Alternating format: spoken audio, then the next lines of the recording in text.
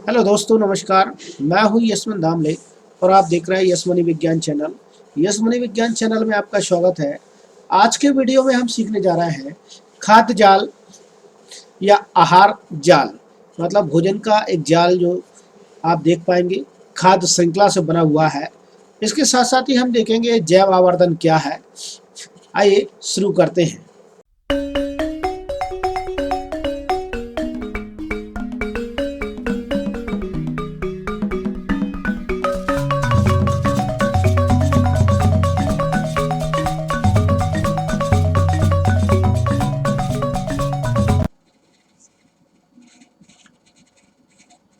पिछले वीडियो में हम चर्चा कर चुके हैं कि किस प्रकार से आहार श्रृंखला में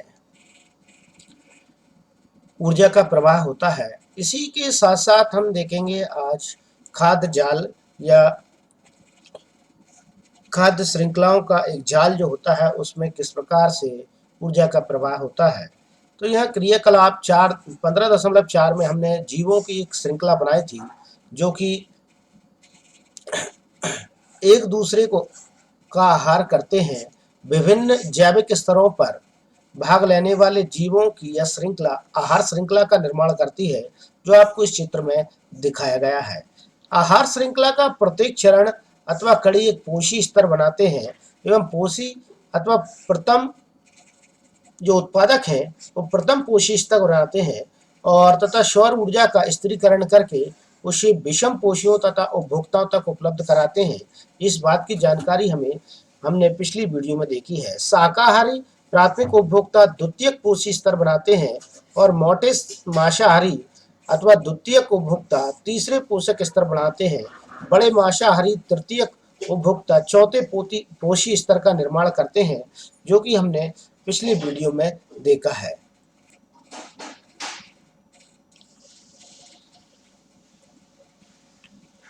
हम देख पा रहे हैं कि सूर्य की ऊर्जा सबसे पहले पेड़ पौधे ले रहे थे।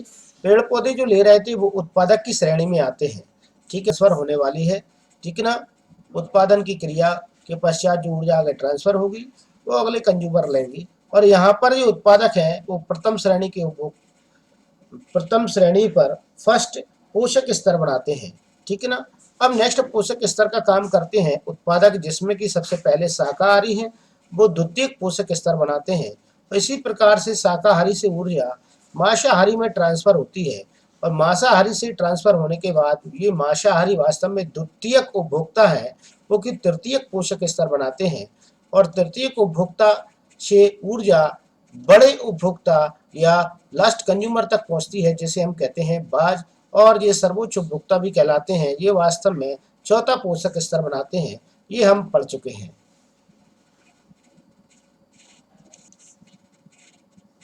अब हम यह देखेंगे, हम जानते हैं कि भोजन जब हम खाते हैं तो हमारे लिए ऊर्जा का स्रोत कार्य करता है तथा विभिन्न कार्यों के लिए ऊर्जा प्रदान करता है तथा पर्यावरण के विभिन्न घटकों की परस्पर अन्योन्य क्रिया में निकाय के एक घटक से दूसरे घटक में ऊर्जा का प्रवाह होता है। ये सारी चीजें हम पढ़ चुके हैं। हम पढ़ चुके हैं यहाँ पर स्वपोषी सौर ऊर्जा में निहित ऊर्जा को ग्रहण करके उसे रासायनिक ऊर्जा में बदल देते हैं, अर्थात वो कहलाते हैं उत्पादक। ठीक है ना। ऊर्जा संसार के संपूर्ण जैव समुदाय को सभी क्रियाओं में संपादन में सहायक होती है, सभी क्रियाएं करने में सहायक होती है और स्वपोषी से ऊर्जा विषम पोषी एवं अपघटकों तक पहुंच जाती है, जैसे कि ऊर्जा के स्रोत नामक पिछले अध्याय में हमने पढ़ चुके हैं। और जब ऊर्जा एक रूप से दूसरे रूप में परिवर्तित होती है तो पर्यावरण ऊर्जा की कुछ मात्रा अनुपयोगी ऊर्जा के रूप में उसका ह्रास हो जाता है, अर्थात वह ऊर्जा कुछ ऊर्जा वातावरण से मुक्त हो जाती है। ठीक है ना। पर्यावरण के विभिन्न घटकों के बीच ऊर्जा का प्रभाव विस्तृत अध्ययन किया गया है और पाया गया है कि एक स्थलीय परितंत्र में हरे पत्तों की या पौधों की पत्तियों द्वारा प्राप्त होने वाली सौर ऊर्जा का लगभग 1% भाग ही खाद्य पदार्थ के रूप में परिवर्तित हो पाता है। और जब ऊर्जा पौधे की प्राथमिक उपभोक्ता द्वारा खाए जाते हैं तो ऊर्जा की बड़ी मात्रा का पर्यावरण में ऊष्मा के रूप में ह्रास हो जाता है। वो बड़ी मात्रा वास्तव में 90% मात्रा होती है और कुछ मात्रा का उपयोग पाचन, जैविक कार्यों, वृद्धि, जनन इत्यादि में हो जाता है। खाए हुए भोजन की मात्रा का लगभग 10% भाग ही जैव मात्रा में बदल पाता है। तो 10% ऊर्जा ही यहाँ से उत्पादक से जे उपभोक्ता तक पहुंच पाती है या अगले स्तर के उपभोक्ता को उपलब्ध हो पाती है। ये जानकारी यहाँ पर आपको मिल पाएगी। तो 10% ऊर्जा ही केवल अगले क्रम तक पहुंच पाती है और जो 10% ऊर्जा जो कि इसके पास संचित रहती है, वो संचित ऊर्जा ही प्राथमिक उपभोक्ता तक पहुंच पाती है। इसी क्रम में आगे की ओर जब प्राथमिक उपभोक्ता के पास सारे कार्य निपट जाते हैं और जैव मात्रा में वो संचित ऊर्जा जो 10% ऊर्जा है, वह 10% ऊर्जा अगले उपभोक्ता को देता है। इस बार इसी प्रकार से आगे भी यही क्रम चलता है। यहाँ पर 90% ऊर्जा वातावरण में मुक्त हो जाती है ऊष्मा के रूप में। इसे लिंडे का 10% नियम के नाम से भी हम जानते हैं, जो पिछले वीडियो में हम इसके बारे में पढ़ चुके हैं।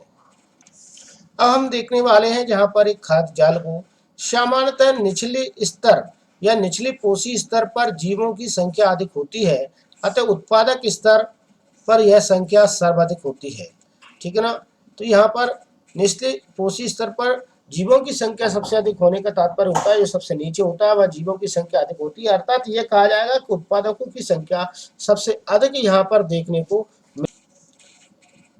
विभिन्न आहार श्रृंखलाओं की लंबाई एवं जटिलता में काफी अंतर होता है। आमतौर पर प्रत्येक जीव दो या दो से अधिक प्रकार के जीवों द्वारा खाया जाता है जो स्वयं अनेक प्रकार के जीवों का आहार बनते हैं। अतः सीधी आहार श्रृंखला के बजाय जीवों के मध्य आहार श्रृंखला एक शाखान्वित होते हैं और शाखान्वित श्रृंखलाओं का एक जाल बनाते हैं जिसे आहार जाल कहते हैं या फूड वेब के नाम से भी हम इसे जानते हैं।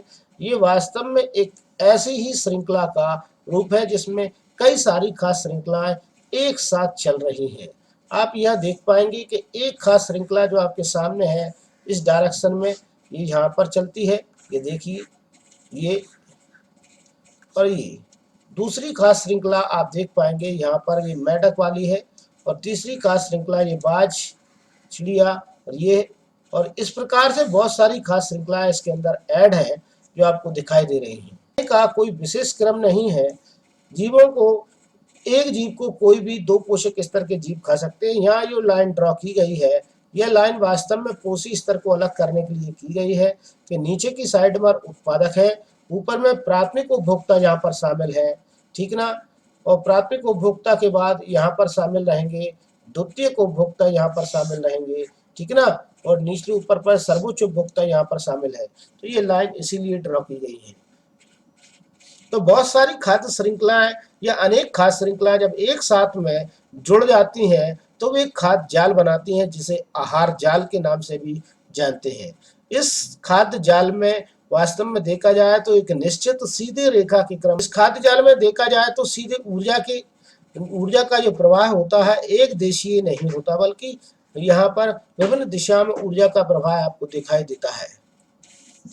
यहाँ पर आप देखेंगे कि ऊर्जा का प्रवाह रेखा चित्र 15.4 से दो बातें स्पष्ट होती हैं। पहली, ऊर्जा का प्रवाह एक दिशिक अथवा एक दिशा की एक ही दिशा में होता है। स्वपोषी जीवों द्वारा ग्रहण की गई ऊर्जा पुनः सौर ऊर्जा में परिवर्तित नहीं होती है तथा शाकाहारियों को स्थानांतरित कर दी गई ऊर्जा पुनः स्वपोषी जीवों में उपलब्ध नहीं हो पाती है, जैसे कि विभिन्न पोषी स्तरों में क्रमिक स्थानांतरित होती रहती है, अपने से पहले स्तर के लिए उपलब्ध नहीं होती है। दूसरी, कि प्रत्येक स्तर पर ऊर्जा की हानि के कारण प्रत्येक पोषी स्तर पर उपलब्ध ऊर्जा में उत्तरोत्तर ह्रास होता है, अर्थात धीरे धीरे कमी आती जाती है।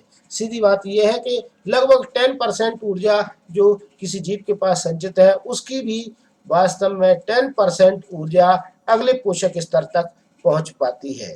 15.4 के डायग्राम के नाम से आप समझ पाओगे, जान पाओगे, इसे देखकर आप समझ पाएंगे कि ऊर्जा का इतना बड़ा स्रोत, जो कि ऊर्जा सबसे पहले यहाँ पर उत्पादक को मिलती है, इसके बाद इसका लेवल घट जाता है। उत्पादकों को जिससे कम ऊर्जा ग्रहण कर पाते हैं, उसके बाद शाकाहारी उससे भी कम ऊर्जा ग्रहण कर पाते हैं, इसी कारण मांसाहारी उससे भी कम ऊर्जा ग्रहण कर पाते हैं, और शीर्ष मांसाहारी होते हैं उनसे भी कम ऊर्जा ग्रहण कर पाते हैं। ये सीधा सीधा फंडा है 10% लॉ का। इसमें से 90% ऊर्जा प्रत्येक पोषक स्तर के बाद यहाँ से 90% एनर्जी बाहर कर दी जाती है, अर्थात वो केवल वातावरण में ऊष्मा में मुक्त हो जाती है। इनमें से केवल 10% ऊर्जा का प्रवाह ही एक पोषक स्तर से दूसरे पोषक स्तर तक हो पाता है, वो भी केवल 10% ऊर्जा का। ये अपने पास केवल 10% ऊर्जा ही या 10% ऊर्जा ही अगले पोषक स्तर को सौंप पाते हैं। जिंदा रहने का अधिकतर कारण यही भी माना जाता है कि यहाँ पर जो जीव सबसे पहले सूर्य ऊर्जा का उपयोग करते हैं वो सर्वाधिक जीवित रहने की क्षमता रखते हैं। अर्थात पेड़ पौधे ही ऐसे हैं जो सर्वाधिक लॉन्ग लाइफ जीवन जीने की क्षमता रखते हैं, क्योंकि ये सूर्य से सीधे ही ऊर्जा कैप्चर करने की क्षमता रखते हैं, इसलिए इनमें सर्वाइव क्षमता भी सर्वाधिक होती है अन्य जीवों की अपेक्षा।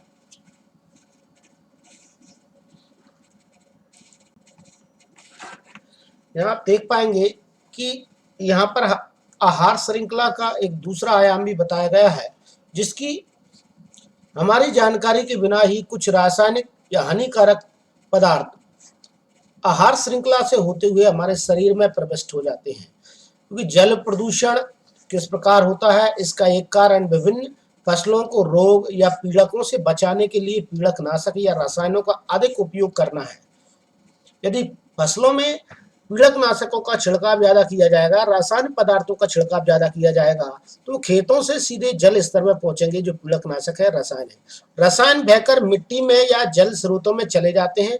मिट्टी से इन पदार्थों का पौधों द्वारा खनिज लवण के साथ में अवशोषण कर लिया जाता है और जलाशयों से जलीय पौधों एवं जंतुओं में प्रवेश कर जाते हैं। यह केवल एक तरीका है जिससे वे आहार श्रृंखला में प्रवेश करते हैं, क्योंकि वे पदार्थ जैव निम्नीकृत होते हैं, अर्थात अपघटित नहीं होते हैं। ये प्रत्येक पोषी स्तर पर उत्तरोत्तर संग्रहित होते रहते हैं, अर्थात जो भी पोषक स्तर इनका भक्षण करता है वो उसमें संग्रहित होते चले जाते हैं। क्योंकि किसी भी आहार श्रृंखला में मनुष्य शीर्षद है, आहार श्रृंखला में मनुष्य शीर्षद से तात्पर्य है वो टॉप पर बैठा हुआ है, वह सब चीजों का भक्षण करता है। अतः हमारे शरीर में यह रसायन सर्वाधिक मात्रा में संचित हो जाते हैं, इसे हम कहते हैं जैव आवर्धन। तो जैव आवर्धन से तात्पर्य क्या है, क्वेश्चन आए तो आप इस टॉपिक को जरूर यहाँ से नोट कर लें कि जैव आवर्धन क्या है। ये क्वेश्चन बड़ा मोस्ट है, पूछा जा सकता है कि आहार श्रृंखला से सीधे ही वास्तव में रसायन पदार्थ जो कि हानिकारक रासायनिक पदार्थ है आहार श्रृंखला के माध्यम से कि हमारे जीवों में संचित होते रहते हैं और मनुष्य इसका शीर्षक सब्जियां श्रृंखला में सबसे शीर्षक पर बैठा हुआ है, रासायनिक के अपशिष्ट इसमें विभिन्न मात्रा में सबसे ज्यादा मात्रा में संचित होते हैं। उन्हें पानी से धोकर या अन्य प्रकार से अलग नहीं वास्तव में जैव आवर्धन और वे हमारे सीधे खाद्य श्रृंखला के माध्यम से। यही कारण है कि हमारे खाद्यान्न गेहूं चावल। यहाँ पर प्रश्नों में कुछ प्रश्न दिए गए हैं, जिसमें कि सबसे पहला फर्स्ट प्रश्न है, पोषी स्तर क्या है, एक आहार श्रृंखला का उदाहरण दीजिए तथा विभिन्न पोषी स्तर बताइए। तो एक आहार श्रृंखला का उदाहरण देकर विभिन्न पोषी स्तरों को बताने का एक सीधा सा सरल सा रास्ता है। कल जो वीडियो आपको बताया गया था, कल आपको ये पढ़ाया गया था, उसमें एक खास श्रृंखला आपको प्रदर्शित की गई थी, वही खास श्रृंखला में फिर से प्रदर्शित कर रहा हूँ। इस खास श्रृंखला में पोषी स्तर बताने के लिए मैं सबसे पहले ले रहा हूँ उत्पादक। उत्पादक जो है वास्तव में प्रथम पोषक स्तर बनाते हैं, इनका पोषक स्तर है प्रथम। ये प्राथमिक पोषक स्तर बनाते हैं, ट्रॉपिक लेवल फर्स्ट बनाते हैं, प्राथमिक पोषक स्तर है इनका। ये सबसे पहले पोषित होते हैं, इसलिए इन्हें प्राथमिक पोषक स्तर। पोषक स्तर को हम ट्रॉपिक लेवल 1 भी बोलते हैं, और मैं अब आगे पूरा पोषक स्तर ना लिखकर मैं ट्रॉपिक लेवल 1 ही लिखूंगा, ठीक है ना। तो यहाँ पर आप देख पाएंगे जो हिरण है वो वास्तव में प्राथमिक उपभोक्ता है और शाकाहारी है, ठीक है ना। प्राइमरी कंज्यूमर है, प्राथमिक उपभोक्ता जैसे हम कहते हैं प्राइमरी कंज्यूमर, लेकिन यह ट्रॉपिक लेवल जो बनाएगा वो ट्रॉपिक लेवल हुआ T2, ठीक है। तो आप ये समझ गए होंगे, कंज्यूमर प्राइमरी कंज्यूमर से तात्पर्य होगा ट्रॉपिक लेवल 2। और इसके बाद हम यहाँ चलेंगे, सिंह पर चलेंगे, तो यहाँ पर देखो बाघ पर चल रहे हैं, तो बाघ यहाँ पर सेकेंडरी कंज्यूमर है। सेकेंडरी कंज्यूमर मतलब SC है, और SC के अंतर्गत रखा है ट्रॉपिक लेवल 3। जो वास्तव में सेकेंडरी कंज्यूमर है वो ट्रॉपिक लेवल 3 पर आएंगे और इन्हें T3 के नाम से भी जाना जाएगा, ठीक ना। इस प्रकार से आप इन्हें समझ सकते हैं। और पोषक स्तर जो 4 बनाएगा, जो तृतीयक उपभोक्ता है मतलब टर्सरी कंज्यूमर है, वो वास्तव में तृतीयक T3 जो है या TC जो कंज्यूमर है, ठीक है, तृतीयक उपभोक्ता जो है वो वास्तव में T4 ट्रॉपिक लेवल 4 बनाएगा, ठीक ना, पोषक स्तर 4 बनाएगा। ठीक, तो आपको ये सारे पोषक स्तर समझ में आ गए होंगे और इस खास श्रृंखला के बारे में आप लिख सकते हो। इसमें प्राथमिक उपभोक्ता घास फूस है और जहाँ पर देखें घास है और ये हरी घास के साथ में उपभोक्ता, ये खास श्रृंखला है जिसमें पोषक स्तर को बताया गया है, जिसमें कि आपको बताया गया है प्राथमिक उत्पादक जो है, उत्पादक के रूप में आपके सामने घास, हरी घास है, और प्राथमिक उपभोक्ता जहाँ पर हिरण की तरह होंगे, द्वितीयक उपभोक्ता जहाँ बाघ है, और तृतीयक उपभोक्ता जहाँ पर आप तो दिखेंगे वो वास्तव में बाज है, जो कि सर्वोच्च उपभोक्ता की श्रेणी में यहाँ पर बैठे हुए हैं। तो ये खास श्रृंखला का उदाहरण आप उसमें दे सकते हैं। क्वेश्चन दिया गया परितंत्र में या पारितंत्र में अपमार्जकों की भूमिका क्या है। परितंत्र में अपमार्जकों की भूमिका विशिष्ट प्रकार की भूमिका जहाँ देखने को मिलती है, एक महत्वपूर्ण भूमिका देखने को मिलती है परितंत्र में। परितंत्र में अपमार्जक का मुख्य काम क्या होता है और अपमार्जक है क्या। अपमार्जक से तात्पर्य मेरा होता है विशेष रूप से यहाँ मैं बताऊंगा सूक्ष्म जीव जिन्हें कहा जाता है जीवाणु तथा कवक इसकी कैटेगरी में आते हैं, ये अपमार्जक कहलाते हैं। अपमार्जक से तात्पर्य होता है जिस सड़ने के बाद, जो मरने के बाद मृत जीव शरीरों को सड़ाने का काम करते हैं। मृत जीव शरीर को ये सड़ा देते हैं और सड़ाकर वास्तव में उसे मृदा में मिला देते हैं, जिसके कारण मृदा फिर से उपजाऊ हो जाती है और पोषक तत्वों से भर जाती है। ये काम होता है अपमार्जकों का, अर्थात अपमार्जकों को सीधे सीधे प्रकृति का सफाई करता भी कहा जा सकता है, अर्थात इन्हें प्रकृति का सफाई करता कहना गलत नहीं होगा। प्रकृति के सफाई करता कहलाते हैं अपमार्जक। आज के वीडियो में इतना ही दोस्तों, और यदि आप मेरे चैनल पर नए हैं और अब तक आपने मेरा चैनल सब्सक्राइब नहीं किया तो प्लीज सब्सक्राइब कर लीजिए। आगे आने वाले वीडियो इसी क्रम में आते रहेंगे। आपको कक्षा 10 जब से कंप्लीट हो जाएगा, उसके बाद 11th क्लास के वीडियो आपको केमिस्ट्री के मिलेंगे। ठीक, और आज के इन डेट में मैं आपको कुछ महत्वपूर्ण क्वेश्चन इस पर अपलोड करने वाला हूँ वीडियो के माध्यम से ही। ठीक है, नाइट में मैं अपलोड कर दूंगा, जो कि बोर्ड एग्जाम में आने की संभावना 99% है। आप उन्हें जरूर देखें और साथ साथ में अपने दोस्तों के साथ शेयर जरूर करें ताकि उनको भी इसका लाभ मिल सके।